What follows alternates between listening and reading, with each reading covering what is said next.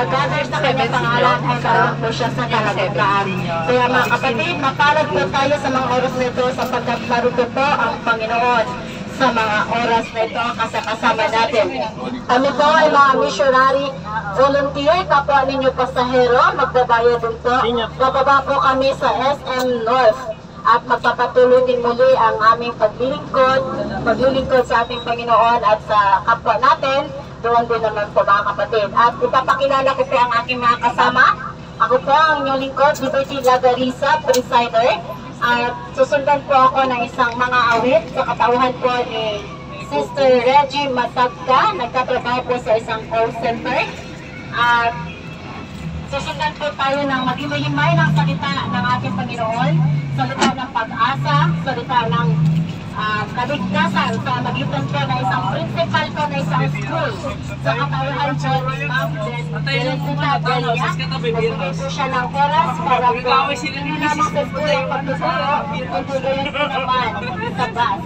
At susundan din po na isa pa po ang tagapagsalita ng ating Panginoon sa katauhan po ni Brother Jeremiah Rota. Siya din po susunod sa magsasalita at pagkatapos po kakanta din po ang inyong lingkod at pagkitas po ang aming pag-awit. Narito po kami, huwag po kayong mag-alala sapagkat hindi po kami mangungulikta sa inyo ng kahit anumang halaga, kundi pagkos kami po ay mamimigay ng ganitong basahin, Pag-asa, daig ang bukas. Dito po natin malalaman na tayo ay napapalibutan na ng matitindi kasamaan sa mundong ibabaw na ito. Ano ang pag-asa na makukuha natin? Nagkakalaga po ito ng 100 plus. At ito naman din po ay the truth about the 10 commandments. At isa po itong sponsor ng Hope Channel. Ito naman po ay almost 210 to 300 pesos ang halaga. Meron din po nag-sponsor nito.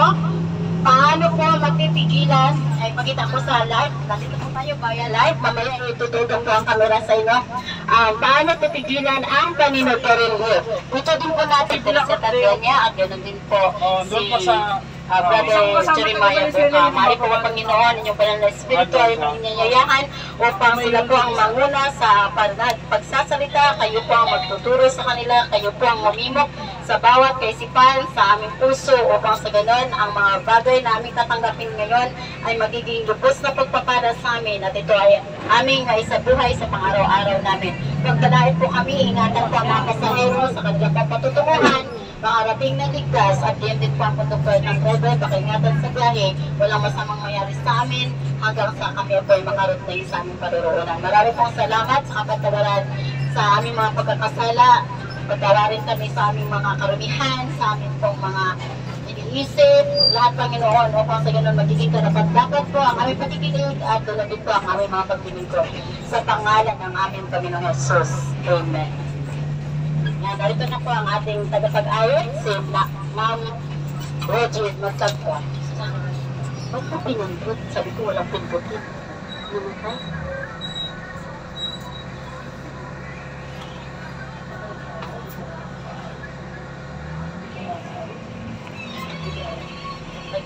Wala pa si sama niyo ka na?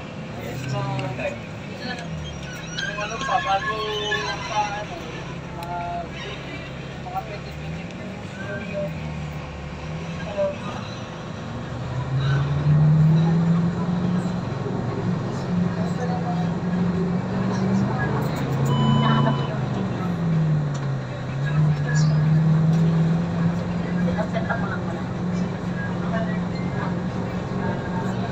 dahil maghahandin ng awit para po sa akin.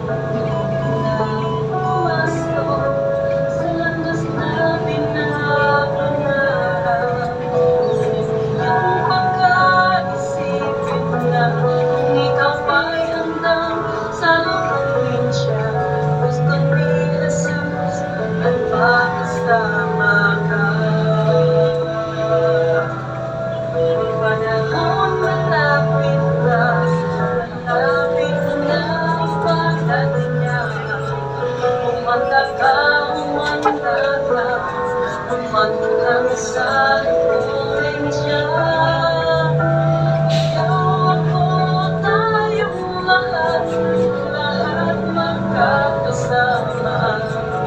Walang mawawagi kahit isa.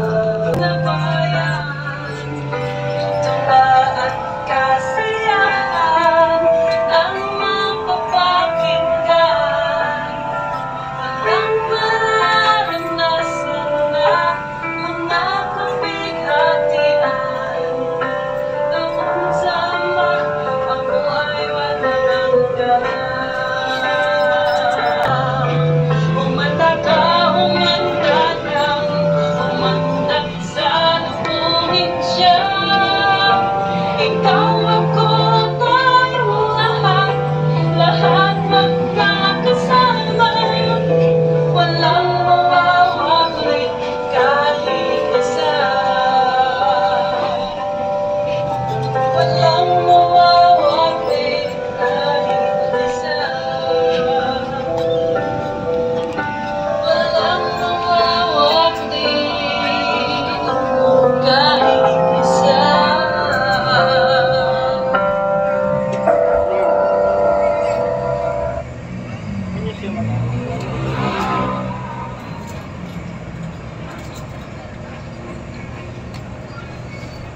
Magandang umaga po mga kaibigan, mga kapatid, at kapwa akong pasahero sa bus dito. Topic na nais ko pong dadalhin sa inyo ngayon ay buy something free. Bumili ng isang bagay na libre.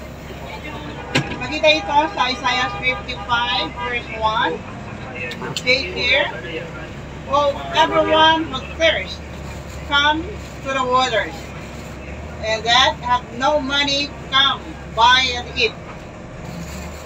What contradiction do you see here? Meron pa ba? Ano ba ang contradiction na kita nyo sa talatang ito? Suppose, ay pumunta kayo sa isang lugar, maybe sa isang mall, at merong magsisigaw sa isang corner. Pumunta kayo dito at bumili. Kayo at uminom. Kayo ay kumain. Sa palagay nyo kaya, ay is it just okay or fair na hindi kayo makubos yung pagkain na yun na sinasabi? However, as you had the words of Isaiah did, without money and without price.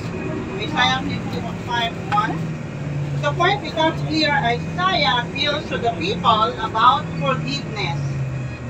So, ang ating Panginoon ay nag-o-offer sa atin ng kapatawaran na ibinigay para sa inyo at para sa atin. Bakit? Ang transaction of buying, yung pagbibili, ito ay something to do with exchange or barter. Kailangan may kapalit. Pag ikaw ay bumili, may kapalit. Nung panahon na yon, panahon ni Magellan, yung panahon na nun, yung barter ay you have to exchange something for any valuable item. So, ang pagbibili, it has something to do with value, ang kapalit. Pero sabi ko ng ating talata dito, God really offers forgiveness within the framework of a restored relationship with His people.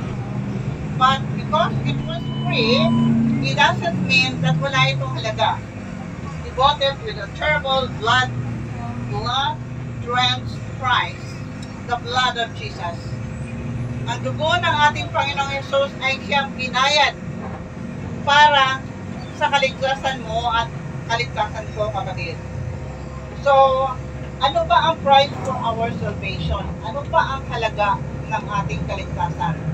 Kung ating kung may mga binala kasulatan kayo, pwede nyo basahin sa 1 Peter chapter 1 verse 18 to 19. Sinasabi ko dito na ang Panginoon ay ibinigay niya ang kanyang buhay, binuhos niya ang kanyang dugo para tayo ay maka-access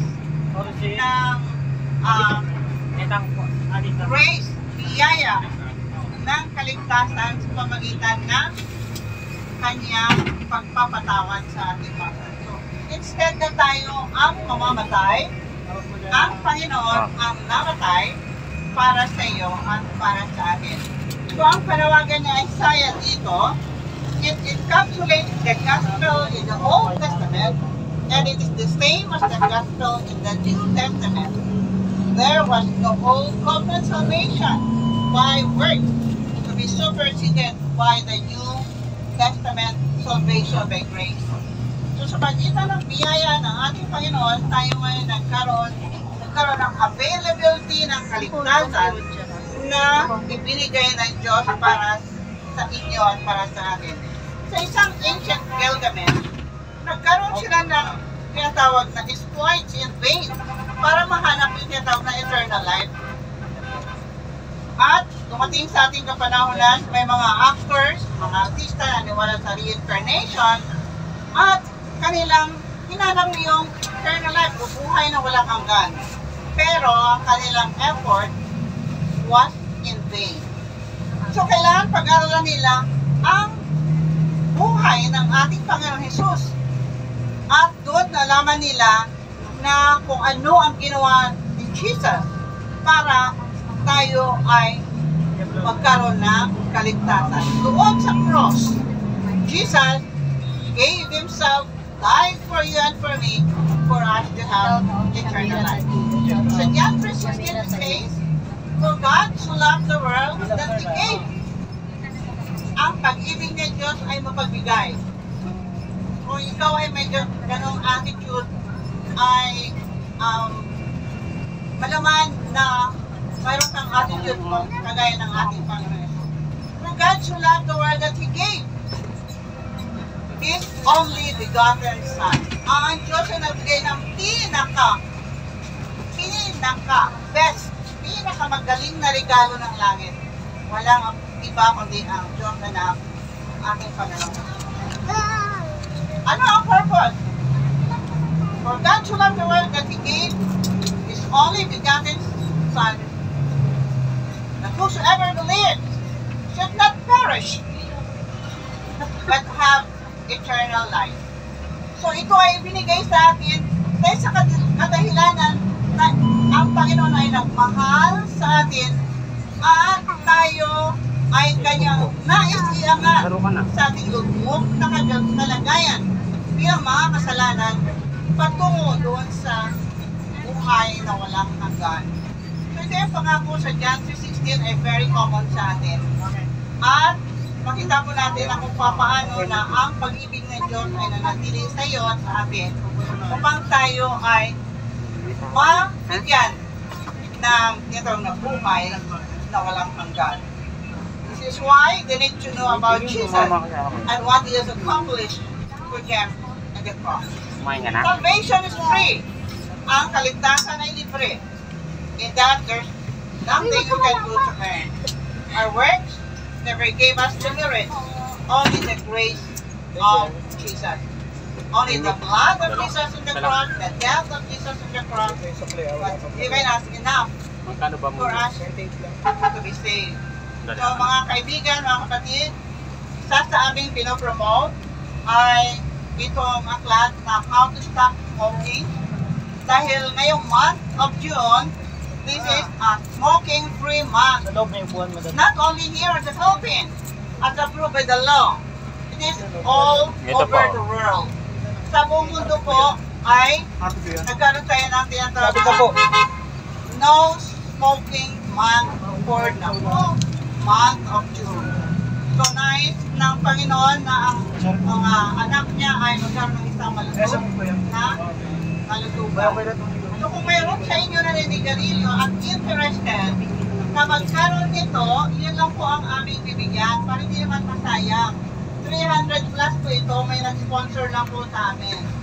You can raise your hand kung mayroon kamag-anak kayo na nanigarilyo, one time you is saved from cancer, iba't ibang mga karamdaman na maaaring ibigay nito, cancer of the lungs, the lips, and many others. So, whether you can raise your hand and avail, ang mga bibigyan lang natin ng mga interested. kasi mahal itong book na to, ang magazine na to. So, ibibigyan lang namin po yung interested na magkaroon ng how to stop smoking, paano titigil ang paninigarilyo. So, kung may nakita po kami magtataas yan ay aming bibigyan. Ito si Madam, magtaas siya. Okay po, bibigyan namin siya ng isang copy. Meron pa po isa dito. Mga interested lang po, yung mga naninigarilyo na parang napakahirap mag-ito, yun lang po yung bibigyan namin. Ibig sabihin, you are determined and interested to stop smoking and you love your life. Alam namin, mahal ninyo ang inyong buhay. Mas mahalaga po ang buhay natin kahit sa ano pang mga bisyo na nararanasan ninyo. So tayo po ay manalangin. Manalangin namin kayo, ma'am. Kasama po namin kayo. Sa brother niya daw ibibigay ito. How to stop smoking. Siguro naninigarilyo talaga siya. Okay, so we are going to pray for you. Let's bow our head. Father in heaven, thank you for being with us today. Salamat sa mga nakikinig ng pabalita ng langit na aming binigay. At itong pagtigil sa panigarilyo na aming ibinigay ng mga Panginoon, ito ay basahin at bibigyan ng kahalagahan ang buhay, ang kalusugan ng bawat isa. Kami naniniwala, Panginoon, na ang iyong banal na Espiritu ay tumulong sa kanila upang sila ay matigil ang kanilang paninigarilyo at sila ay maligtas sa anumang karamdaman na dito kagaya ng cancer at iba't iba pang mga sakit sa puso na magiging dulot ng paninigarilyo. Salamat, Panginoon, sa iyong pangako na ikaw may kasama namin. Salamat sa pagpatawad at kulang sa inyo at pagpalain ng driver, conductor na siyang nagbigay ng paintulog sa amin para patuloy sila ibigyan ng magandang income para sa araw na ito. Patawarin kami kung saan kami nagkulang sa pangalan ng aming Panginoon Jesus. Amen.